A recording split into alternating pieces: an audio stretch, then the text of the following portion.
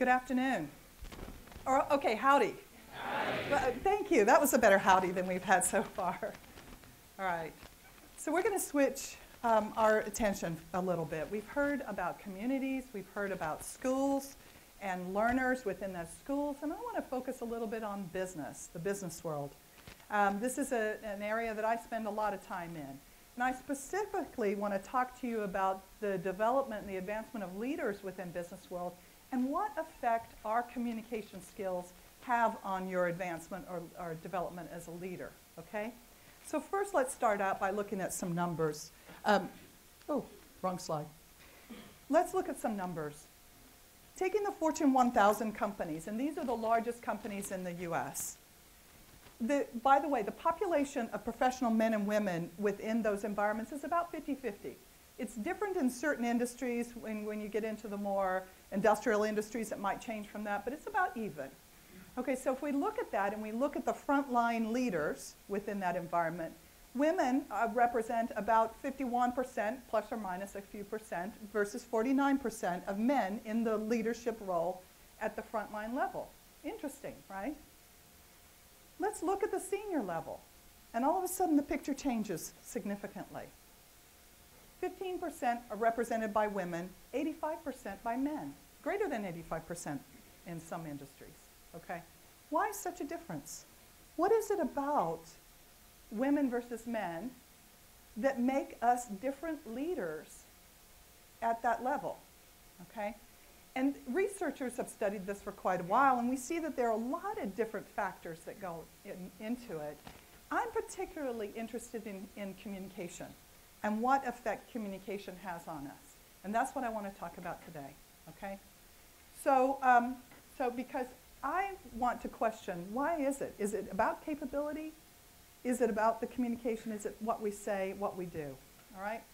So I believe that there are certain factors that go on that are gender-based communication factors that affect us as leaders and affect us. And you know, if I were sitting there and if I were you, and I get this all the time in business world, I have people tell me all the time, there is no difference in the way they treat us from one gender to the other within the business world. That's what I hear all the time. And I'll have to tell you, I don't think that anybody does treat you differently if you're one gender versus the other, consciously. Everything that happens at this level happens on an unconscious level, okay? It's the stuff we're not thinking about. All right? So I want you to do an experiment with me because I just want you to be convinced that this stuff is real, okay? And so we're going to do a quick demonstration, a quick experiment. And I need all of your help, okay? So the first thing we're going to do is a nonverbal experiment. And I want you to check your nails. Can you do that now? Just check your nails. Okay? All right? So, how many people checked your nails like this? Like that? Okay? The research will tell you that most men check their nails like that. Okay? Palms toward them, fingers down, looking at it like that. The research will also tell you that women, most of the time, check their nails like that. Okay? All right, I see a few of you worried. Either because you checked your nails and you don't like what you see, or because you did it differently, okay? So this is what the research will tell you. It's either one or the other, and more likely, if you're a man, you check that way. If you're a woman, you check like that. But it's not an absolute. There's no right or wrong with this. It's what do we learn from the society around us? What influences us? And that's just an example of just a very harmless little gender difference, okay? I see some of you back there checking your toes. That's a subject for another session. Okay, so let's go on. Let's take a verbal example next. And the example I want to use, and I'm going to put this into a business setting, but it's not a business issue. This is how do we choose where we go to lunch and who we go to lunch with, right? How do we do that? Well, if you go within, and I spend a lot of time in oil and gas industry and in the manufacturing industry and a lot of heavy, big, big things. And so this is something that happens all the time. So what women will typically do, yes, I drew this. Okay, this is not an art session. So what women will typically do is they'll turn to another woman and they'll say, you want to go to lunch? And they'll say, yeah, okay, yeah, I'd like to do that. What would you like? I don't know. What would you like? I don't know. And this goes on a little bit, okay? Is this true or not true? Does this happen to you? Okay, thank you. Let's be clear about something. We both knew where we wanted to go all along. I wanted Tex-Mex. She probably wanted Italian. Somehow, magically, we settle on Asian, okay? Now, this is all ritual. It doesn't mean anything other than that's what we learned. Take your turn, ask first, be polite about it, okay? It's just conversational ritual, okay? So how do the men do it, okay? Somebody pops up from their desk or from their office and says, going for barbecue. And everybody else, they pop up like moles out of the earth, you know? I'm coming, I'm coming, I'm coming. And they just invite themselves, off they go, and they're ready to do it. Nobody says, hey, wait a minute, we got too many people, we're going to have to get another car. Nobody does that. They're just like, yeah. I was talking with one of my clients this week, just this week, and he mentioned something about the way that they all go to lunch together, and I was like, ooh, tell me more. And he said, well, you know, we went to lunch together, the guys did all the time, me and all the engineers that reported to me, and he said, you know, we called it the lunch bunch. I'm like, ooh, isn't that clever? He didn't realize he was right in the middle of research at this point, although I did promise to send him the link to this talk. And I said, well, tell me more about the lunch bunch. And he said, you know what, on Mondays we used to go to Be a Man Monday. That's what we would call it, Be a Man Monday. I said, well, what did Be a Man Monday mean? He said, well, we went to this place that served these gargantuan hamburgers. They were like this big. And it was a contest every Monday on who could eat it fast. Who could eat it the fastest. And that was why they did it. And I said, well, what happened to the lunch bunch? Well, it broke up. Why? A woman joined. I was like, really? Seriously? This is true. But this was such a part of the way they communicated it, the way they did it, the way they executed it. It was so much a part of it. So these are harmless little examples, okay? And I want you to know, these examples are just about habit. They're about rituals. There's nothing right or wrong about them. Here's the problem. We take these communication habits and we then use the same communication habits when we start talking about business issues. And if you're somebody who's on a leadership development track and you want to advance within a company, these conversational habits and rituals are going to affect you, okay? They are going to affect you. What I want to do now is to take you through a business example of this and let you see how this starts to happen, okay? Let me set the stage for you. Let's pretend that the industry that we're in is the oil and gas industry. Price of oil is half of what it was a year ago. Companies are some of them are confused, some of them are anxious, some of them are taking action faster than you can imagine.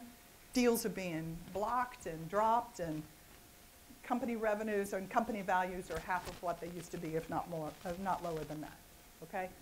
We're going to go visit a company right now. We're going to go visit with two leaders within that company. One down the hall is Jane, and another one down another hall is John.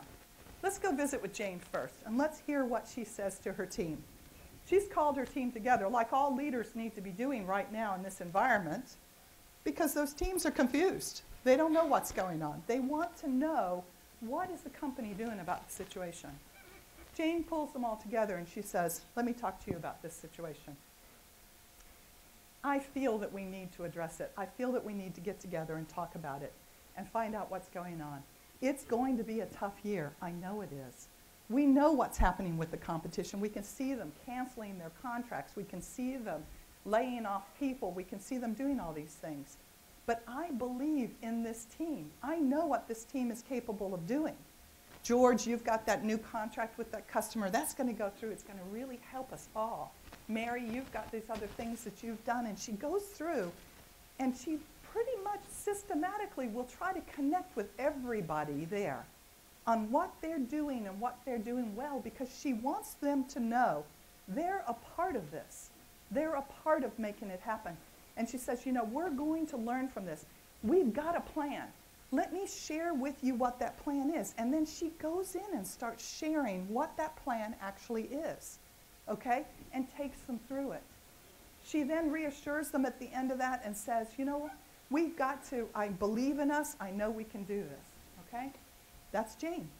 And that's a lot of people like Jane. Let's go down, whoops, let's go down the hallway and let's talk to John for just a minute. Don't want to overlook John. And so we get to John's conference room and we hear him say some very similar things. And John starts off by saying, I know it's going to be a tough year. I've been around this. I've seen it. This isn't the first time this has happened. Okay? I also know what our competition is doing. They're making changes. Some of them good, some of them bad. I can see what they're doing. And I also know we have people here that have got some good things going on. George, you got that thing going on with your client, and Mary, you've got that. I get it. I get it. But here's what you need to know. I have a plan, and I know what we're going to do about this. Let me share the first one or two things that we need to get out there and do right now. And he goes through and he shares those things with them, and he says, I need every one of you to be focused on this, getting this done. And we're going to get through this. I know this time next year we're not going to have the same conversation. Okay? That's what John says.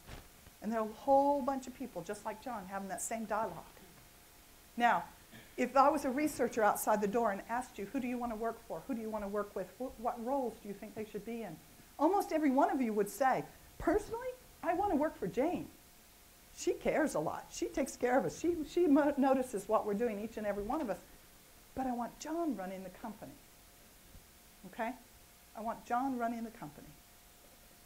So what was it about those communication differences that made that? Why was it different? Was it really all that different? And I want to talk about the top 3 factors that we get into that we start to notice in these conversation habits and rituals. Okay? The first one, talking about feelings versus actions. Okay? Now, is this because we all, Jane and my sisters, did we all grow up knowing that it was okay to talk about our feelings? And not so okay to tell people what to do? Perhaps. That is a factor, okay? And I see it over and over again. And a woman will even take, if she says, I want you to do this, she will wrap it in a feeling wrapper and say, I feel that this is something you should do. Okay? Yeah, it happens. All right? Where John's very comfortable with telling people what to do. Not so comfortable in expressing his feelings openly like that, but very comfortable telling people what to do. Second factor that we look at is the attention to detail versus the attention to get to the point. Okay?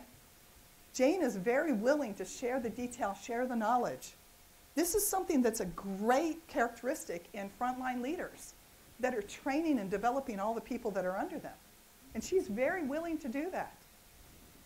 In this setting, however, it makes Jane look like she's oversharing. And this is, I experienced this over and over again myself as a young professional within IBM, when I grew up within IBM. And, you know, somebody would ask me, can you tell us about that project and what's going on with it? And I would start to really show everything that I knew about that project. And, you know, people's eyes would roll in the back of their head, and they'd look to somebody else and say, what's the status on that project? They said, on target. Thank you. That's what I needed to know. Okay? And I'm like, am I in a time warp? Did I not say that already? Okay? But the skill set to get to what's relevant and get to the point, that's a very valuable skill set. It must be there. The last one that I want to talk to is this focus on personal versus the focus on the big picture. Okay? Jane, in the demonstration I showed you, she focused in on each and every person, trying to make it personal to them. Great characteristic for that frontline leader. Great. It makes people really feel connected to it. But John really started with more of a focus on the big picture. Okay? Also a great characteristic and very valued in the top senior leadership. Okay?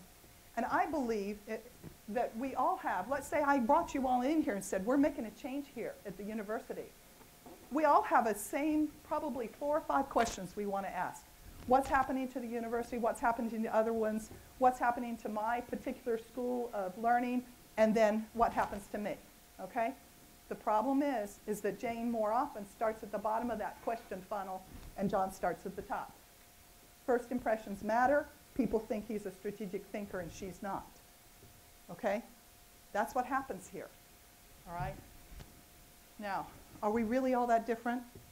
Or are we more alike than we think we are? I would propose to you that we are more alike than you think we are. And all of these skills I've talked about are valued. We all need to have those skills. We need to be able to connect to all the people and see the big picture at the same time. We need to value that as we're going along and developing as leaders. And if you're on that leadership track, or you think you will be on that leadership track sometime, you need to keep these things in mind, because this will be important to you and how you perceive others and how you execute this yourself. So I'm going to leave you today with a simple challenge. 2 challenges. Number 1 challenge. I want you to open your ears and listen to people and see beyond just what they're saying. To seek understanding, even though they might be communicating it differently. Change your perceptions about others by understanding that these factors may be at play and you may be hearing them differently because of it. And the second challenge I want to leave you with is, if you're on that leadership development track sometime and you would like to change your role, change your communication, and wonderful things will start to happen as a result. I thank you very much.